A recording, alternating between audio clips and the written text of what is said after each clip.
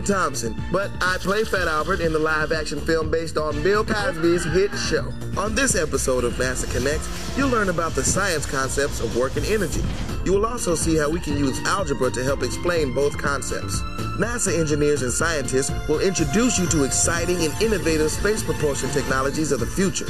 And in your classroom, you'll apply your math and science skills by conducting a really cool hands-on activity. So stay tuned as host Jennifer Pulley takes you on another exciting episode of NASA Connect, Rocket to the Stars.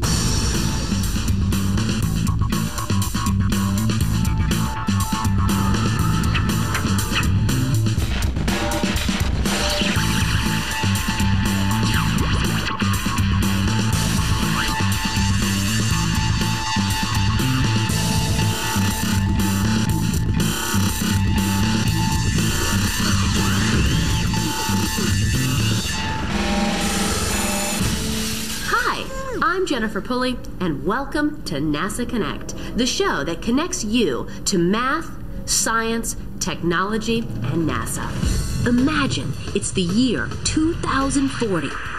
You and a team of international scientists are part of the exploration crew that will begin construction of the first human base on Mars. You are laying the groundwork for the next generation of explorers to explore Mars and beyond. It's not an easy task, but you are up to the challenge. All your years of schooling, training, and hard work have finally paid off. Does it sound like a fantasy to you? Actually, it's not. NASA is ready to make the next step to exploring the solar system and beyond, and they need your help. NASA is looking for bright, young engineers, scientists, and researchers who will make the new vision for space exploration a reality. For you, it starts right now, in the classroom. Now, during the course of this program, you will be asked to answer several inquiry-based questions. After the questions appear on the screen, your teacher will pause the program to allow you time to answer and discuss the questions. This is your time to explore and become critical thinkers. Students working in groups, take a few minutes to answer the following questions. 1. What comes to mind when you think of work? 2. How are work and energy related? 3. What are some forms of energy? Briefly describe them and give examples of each. It is now time to pause the program and answer the questions. So guys, how did you do with the questions? Great job. Okay, let's get started. So, what is work? Well, most people would say they are working when they do anything that requires a physical or a mental effort. Now, in scientific terms, work is the use of force to move an object a certain distance. More specifically, to do work on an object, some part of the force you exert must be in the same direction as the object's motion. Let's look at the following two examples. On the left side, Norbert is lifting a stack of textbooks from the floor. And on the right side, he is carrying the stack of textbooks. Note the direction of the applied force and motion for each example. In which example is Norbert actually doing work? If you said the left side, you are correct. Why isn't Norbert doing work in the example on the right? Well, because no part of the applied force is in the same direction as the object's motion. When the force is in the same direction as the motion, we can determine the amount of work being done on an object by multiplying force times distance. What are the units for work? You know that force is measured in newtons, and distance can be measured in meters. The product of a force measured in newtons and the distance measured in meters is a measurement called a Newton meter, or the joule. The joule is the standard unit used to measure work. 1 joule of work is done when a force of 1 Newton moves an object 1 meter. Do you have any idea how much a joule of work is? I know. Let's take an apple, which weighs about 1 Newton. Now, if you lift the apple from the floor to your waist, which is about 1 meter, you do 1 joule of work on the apple. But what happens if I want to lift 100 apples? For me, that would take a lot of force, and I don't think I have enough energy to do that. Let's go back to our example with the apple. Now, I easily have enough energy to lift this apple from the floor to my waist, and I know I'm doing work on the apple as I lift it.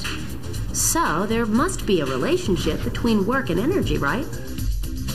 When I lifted the apple from the floor, I caused a change. In this case, the change is in the position of the apple. An object that has energy has the ability to cause change, or the ability to do work. When I worked on the apple, some of my energy was transferred to the apple. You can think of work then as the transfer of energy. As I lifted the apple from the floor to my waist, the apple gained energy. You know, guys, energy has many forms, and we'll get to your list in just a few minutes. But first, let's focus on 2 forms of energy: potential energy and kinetic energy. Let's take a look at each. If I hold the apple still in my hand, does the apple have energy?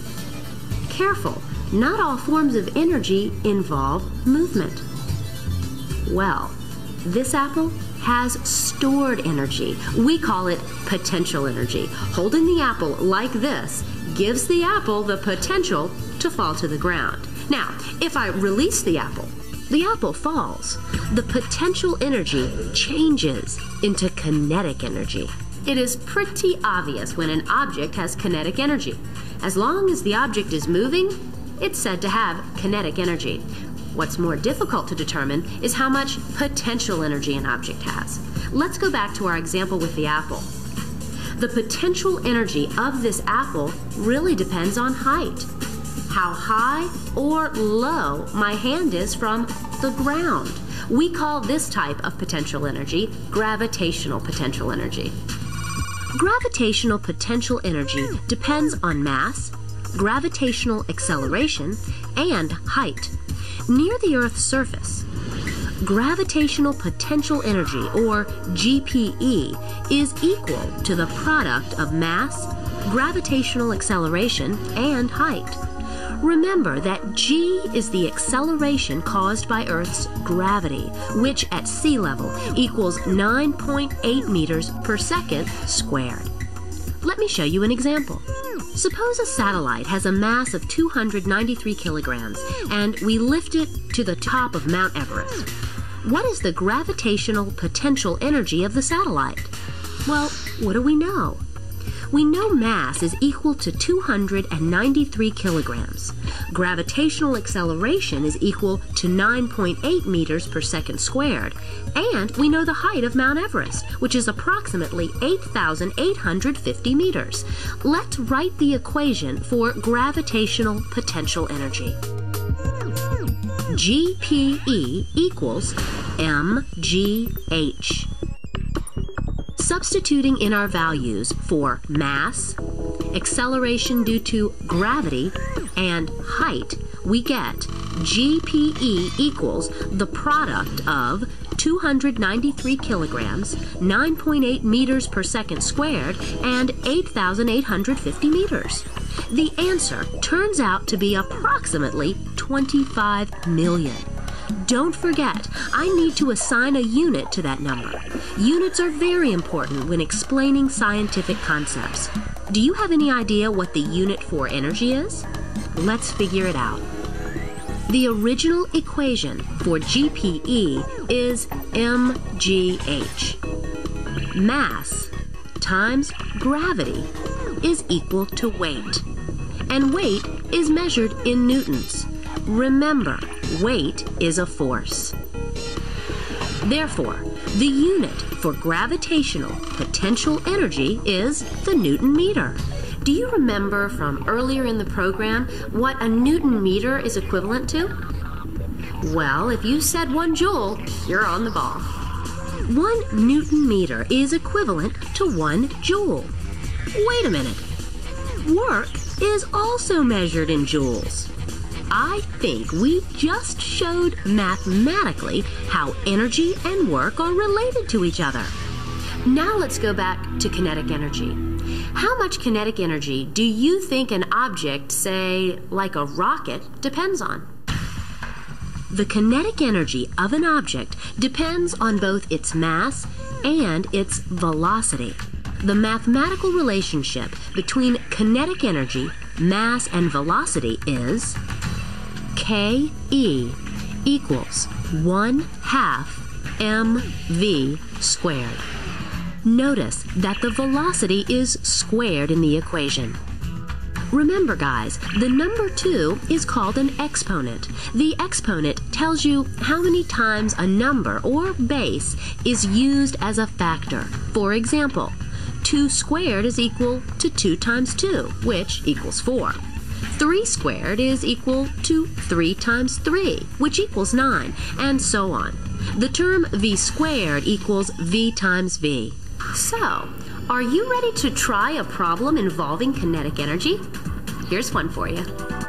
Norbert's Mars rover, with a mass of 210 kilograms, is traveling on the surface of Mars at a speed of 6 meters per second. Zot's rover, with a mass of 170 kilograms, is traveling on the surface of Mars at 8 meters per second. Predict which rover has more kinetic energy. Then verify your prediction mathematically. You may now pause the program. So did you make the correct prediction? Let's double check your work. Solving for the kinetic energy of Norbert's rover, we have kinetic energy is equal to 1/2 times 210 kilograms times 6 meters per second quantity squared. The kinetic energy of Norbert's rover is equal to 3,780 joules. Solving for the kinetic energy of Zot's rover, we have kinetic energy is equal to 1/2 times 170 kilograms times 8 meters per second quantity squared. The kinetic energy of Zot's rover is equal to 5,440 joules. So, comparing the two values, we see that the kinetic energy for Zot's rover is greater than the kinetic energy for Norbert's rover. We now know that an object may possess both kinetic energy and potential energy at the same time. Let's go back to our example with the apple. Any object that rises and falls experiences a change in its kinetic and potential energy. Let's look at this energy transformation as I toss the apple into the air. When the apple moves, it possesses kinetic energy. As it rises, it slows down. Its kinetic energy decreases. Because the height increases, its potential energy increases. At the highest point, the apple actually stops moving. At this point, it no longer has kinetic energy, but it has maximum potential energy. As the apple falls, the kinetic energy increases and the potential energy decreases. No matter how energy is transformed or transferred, all of the energy is still present somewhere in one form or another. This statement is known as the law of conservation of energy. As long as you account for all the different forms of energy involved in any process, you will find that the total amount of energy never changes. In other words, energy cannot be created or destroyed. It just changes form. So, do you think you have a pretty good idea of what work and energy, specifically potential and kinetic energy, are all about? Well, good, because now it's time to preview this program's hands-on activities. The NASA Explorer School students from Martinsville Middle School in Martinsville, Virginia, will preview this program's hands-on activity. Hi, NASA Connect asked us to show you this program's hands-on activity. In this activity, students will do an inquiry investigation on the relationship between the height from which a marble on a ramp is released and the distance a milk carton at the end of the ramp is moved along the floor after the ball collides with the carton. You can download a copy of the Educator's Guide from NASA Connect website for directions and a list of materials. Before you start the activity, your teacher will ask you to answer and discuss several critical thinking questions based on the experimental setup. Set up the ramp by using tape to mark one end 0.7 meters high and place an empty milk carton at the other end of the ramp so that it will catch the marble after it rolls down the ramp. You will roll a marble from 5 different measured heights. Line up a meter stick on the floor along the distance that the milk carton will travel after being hit by the marble. Starting at the first height marked on the ramp, release the marble down the ramp.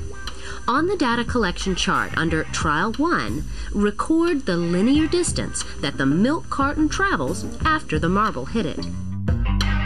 You will conduct 4 more trials. Record the distance the milk carton travels.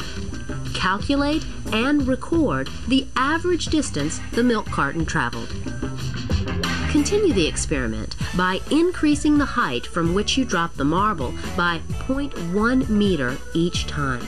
Students will analyze their data by calculating the potential energy that the marble has at each height and the kinetic energy that the marble has at the end of each roll. Now is your chance to put your algebra skills to the test. Keep in mind that for this activity, you will need to ignore energy lost because of friction. Based on the data you collect, you will graphically show the relationship between the height from which the marble is dropped and the distance the carton is moved. From the graph, select another designated height and predict how far the milk carton will move if the marble is released. Go ahead and test your prediction. Were you correct? Don't forget to check out the web activity for this program. You can download it from the NASA Connect website. Now that you have a basic understanding of energy, let's hear about some innovative propulsion technologies that NASA is developing for future space exploration. And don't forget, you are the future explorers. Thanks, Jennifer. Space is big. Distances to Mars and beyond are so large that when using today's spacecraft technology, we can only send relatively small spacecraft. In other words, distance affects the mass that we can send. NASA is working on a new way of powering space vehicles that will enable us to send more complex spacecraft to Mars, Jupiter, and beyond, and may even shorten the travel time. The new program is called Prometheus. It will provide a giant leap in our ability to explore our solar system. The program focuses on using nuclear power in long-distance spacecraft. The nuclear power system will create electricity that will be used for 2 things. One job will be to propel the spacecraft. The other will be to provide power for the instruments on board. This capability will let NASA send spacecraft to places that we currently want to reach. It would also allow us to do more scientific work when the spacecraft reaches its destination and could even help speed up travel through the solar system. Many space missions have used nuclear power. The farthest known man-made object is the nuclear-powered spacecraft called Voyager 1. This probe has been used for over 26 years. It is now over 8 billion miles away. That's more than twice the distance from the Sun to Pluto. Remember, earlier in the program, Jennifer asked you to list some forms of energy? On my list, I have mechanical energy, thermal energy, chemical energy, electromagnetic energy, and nuclear energy. Project Prometheus will be using nuclear energy to help power the spacecraft. Nuclear energy is the energy stored in the nucleus of an atom.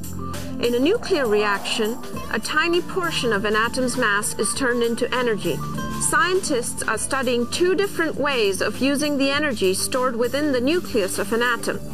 The first approach is to take an atom that is naturally very unstable, which means that the atom wants to change into a different, more stable atom. During this change, the atom releases tiny particles causing the material to heat up. This process is known as radioactive decay. The released particles are called radiation. The heat that is released can be harnessed and converted to electrical energy. This energy can then be used to power the spacecraft systems. It is called radioisotope decay. The second approach is to break apart the nucleus of the atom to release even more energy than radioactive decay. This process is called nuclear fission. It is used in nuclear power plants all around the world to produce electricity. Nuclear fission systems can generate large amounts of power. Think of this comparison. A radioisotope power system could create enough power to light a few light bulbs. A nuclear fission power system could create enough energy to power a laundromat. This increased amount of energy means that a nuclear fission energy system could do more than just power a spacecraft's scientific instruments. It could also be used to run the engines that propel the rocket.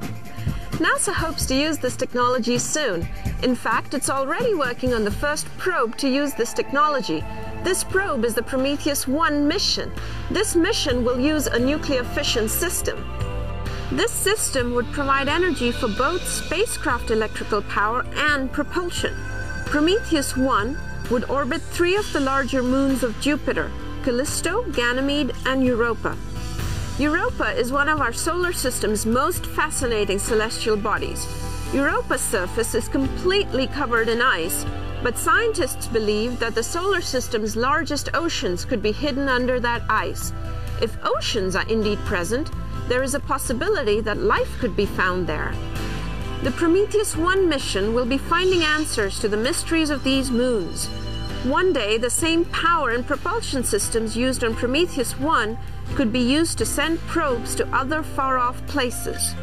These systems will even be used to support human missions to explore the solar system and beyond. Back to you, Jennifer. Thanks, Anita. Sounds pretty cool. You know, NASA is working on another propulsion technology. It's called VASIMR. Dr. Franklin Chang Diaz can tell us more about that technology. Thank you. My name is Franklin Chang Diaz, and I'm an astronaut and director of the Advanced Space Propulsion Laboratory. I would like to share with you another possible advanced space propulsion technology that we've been working on for many years. It is called the Variable Specific Impulse Magnetoplasma Rocket, or VASIMR for short. This new engine would allow for much faster space travel than what we can do today. VASIMR is a plasma-based propulsion system. Do you remember the 4 states of matter? They are solid, liquid, gas, and plasma. You can go from one state to the other by adding or subtracting heat from the material. Take water, for example. Its solid state is ice. Add heat and you get liquid. Add more heat and you get gas or vapor. If you add even more heat to the gas, the atoms in it get torn or broken. Remember, each atom is sort of like an egg. It has a central nucleus, the yolk, with positive particles in it called protons, and a blanket, the white, of negative charged particles called electrons in it. When the atom gets torn, these charges are free to roam around every which way. Scrambled eggs. Such a mixture of charged particles is called plasma. Plasmas are very hot, with temperatures of hundreds of thousands to millions of degrees. The sun and the stars are made of plasma. Plasmas are very good conductors of electricity, and they respond very well to electric and magnetic fields. We use these properties to heat them and also to confine them and use their extreme heat to produce awesome rocket propulsion. Electric fields heat the plasma and speed it up. Magnetic fields direct the plasma in the right direction as it is pushed out of the engine. This creates thrust for the spacecraft. Possible fuels for the VASIMR engine could include hydrogen, deuterium, helium, nitrogen, and others. The use of hydrogen as a fuel for the project would also have other benefits. Hydrogen can be found all throughout space.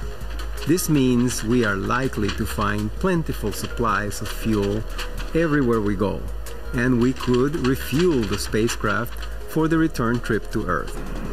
Also, strong magnetic fields and liquid hydrogen make for great radiation shields. This means the hydrogen fuel for the VASIMR engine, as well as the magnet technology we are developing for it, could both also be used to protect the astronaut crew from dangerous radiation exposure during the flight. This is how technology developed for one thing can also be used for another equally important purpose. To heat and accelerate the plasma in deep space flights, VASIMR will use electricity from nuclear power. VASIMR is still years away from transporting humans and cargo to Mars and beyond. Remember the scenario that Jennifer gave you at the beginning of the program.